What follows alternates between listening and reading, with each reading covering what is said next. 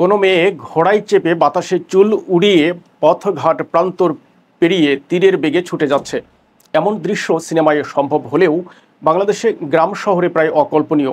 সেই অসম্ভবকে সম্ভব করেছে তাসমিনা আক্তার। নওগাঁর বিস্ময়কর কিশোরী ঘোড়সওয়ার তাসমিনা 4 বছর বয়সে খেলার ছলে বাবার কেনা ছোট একটি ঘোড়ায় চড়ে খেলা করত। সেই ছোট্ট শিশু এক পর্যায়ে হয়ে ওঠে দুর্দান্ত ঘোড়সওয়ার। মাত্র 11 বছর বয়সে ঘোড়দৌড় প্রতিযোগিতায় সবাইকে পিছনে ফেলে প্রথম স্থান অর্জন করেছিল তাসমিনা। দরিদ্র ঘরে জন্ম নেয়ায় প্রতিযোগিতা করার মতো নিজের ঘোড়া না থাকায় অন্যের ঘোড়া দাবড়িয়ে অনেক পুরস্কার অর্জন করেছে, কিন্তু পুরস্কারগুলো নিজের ভাগ্যে জোটেনি। সব পুরস্কার খেলা শেষে ঘোড়ার মালিকের হাতে তুলে দিতে হয়েছে।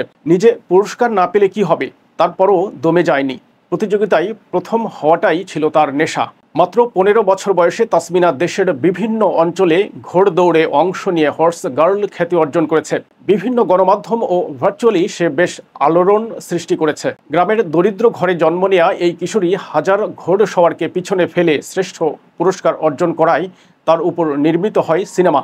তাসমিনাকে নিয়ে নির্মিত সেই সিনেমা গ্রিসে Olympia film festival for children and young পিপলসে স্থান পেয়েছে। এখন সে বিশ্বজুড়ে আলোচিত শিশু ঘোড়সওয়ার হিসেবে পরিচিত।